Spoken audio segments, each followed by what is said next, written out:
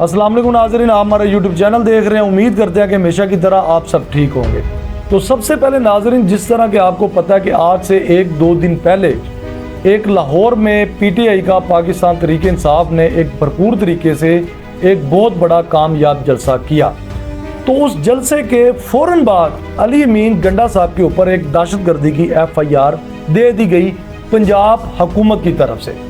तो उस FIR में क्या लिखा जी? FIR में ये लिखा है, ये अली अमीन गंडा साहब के ऊपर दी गई। मैं यहाँ पे एक और चीज़ वाज़ा करता जाऊँगा कि दहशतगर्दी की FIR किस पे दी गई? अली अमीन गंडा साहब के ऊपर, जो कि इस टाइम मौजूदा PTI के वज़ीर आला KPK के वज़ीर आला है, उनके ऊपर दहशतगर्दी की FIR दी गई। तो उस FIR में नाज़रीन क्या है, ये लिखा है जी कि अली अमीन गंडा साहब जी एक बहुत आवाम को ले के आ रहे थे एक जलसे में शरीक होने के लिए। तो उनको जो लीड कर रहे थे वो अली अमीन गंडा साहब थे। तो वो जब लीड करते हुए आ रहे थे तो रास्ते में कंटेनर्स थे, पंजाब गवर्नमेंट की तरफ से वहाँ पे नाकाबंदी की गई थी, रुकावटें डाली गई थी। तो उनको रोका गया, उस जलसे को रोका गया। मतलब आई मीन के अली अमीन गंडा साहब को रोकने की कोशिश की कि आप आगे नहीं जा सकते।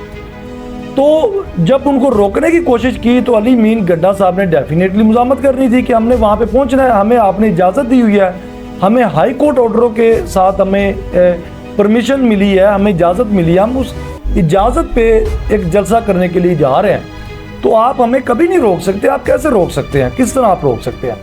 तो जी वहाँ पे थोड़ी सी मुज़ामत हुई। वहाँ पे कोई पंजाब पुलिस के कांस्टेबल थे या ASI थे या जो भी राउंड अबाउट इसी रैंक के थे, तो उनके ऊपर जनाब थोड़ा सा तशद्दुद किया गया। तो वो रास्ते खोले गए क्योंकि अवाम का जो रेला था वो बहुत बड़ा रेला था, तो अवाम ने डेफिनेटली पहुंचना था।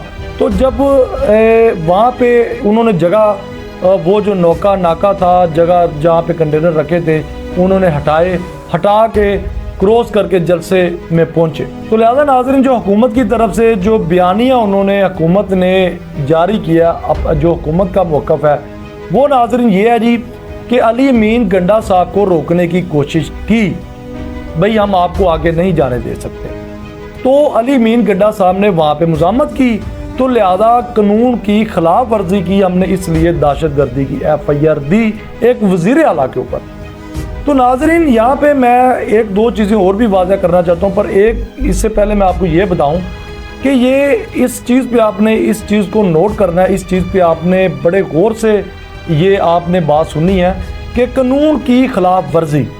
तो नाज़रीन, कानून की खिलाफ वर्जी तो हुकूमत ने की कि जब आप एक पार्टी को जलसे की परमिशन दे रहे हैं कि आप यहाँ पे फ़लाँ जगह पे, मिसाल के तौर पे जैसे कि लाहौर में इन्होंने एक जगह दी, आप यहाँ पे आके जलसा कर सकते हैं, करें।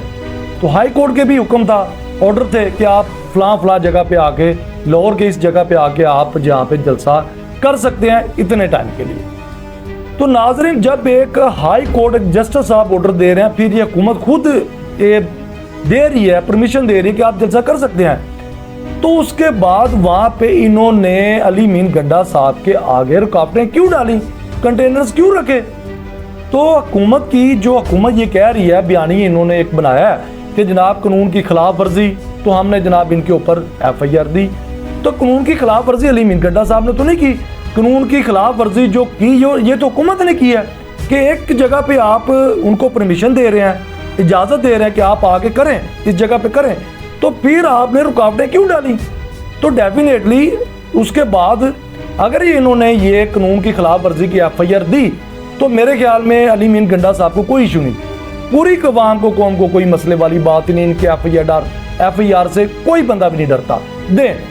कौम देख रही है, कौम को नज़र आ रहा है, इनकी रियासत इस टाइम कोई किसी एक तेले के बराबर नहीं है। ये जितनी FIR देते रहे, कोई मसले वाली बात नहीं। तो लिहाजा मेरे ख्याल में नाज़रीन कि अली अमीन गंडा साहब ने बिल्कुल वही किया जो उनको उस टाइम करना चाहिए था।